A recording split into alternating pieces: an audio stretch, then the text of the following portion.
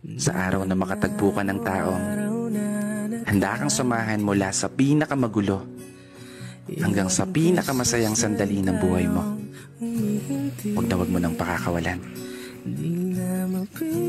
Kasi sa mundo na ginagalawan natin ngayon, isang hamon ang makakita ka ng taong magmamahal sa'yo ng tapat at totoo. Taong maituturing mong palagi. Oo, palaging mananatiling sa'yo. Palaging uunawa. Palaging magpapahalaga. Taong tatanggapin ka ng buong buo maging sino ka pa. Ano man ang estado mo sa buhay o kulay ng paa.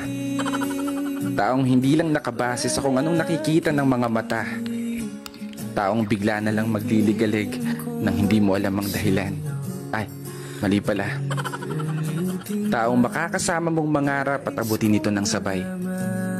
Taong aalalay, lalo sa mga panahong tatakot kang tumulay. Takot kang sumugal, takot kang humakbang.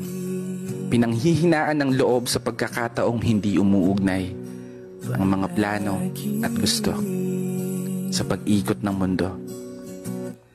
Isang palagi napupuno sa mga pagkukulang, kahinaan at kalakasan na tinataglay mo. Isang tao na maniniwala sa'yo. Isang tao na palaging magpapaalala na kaya mo.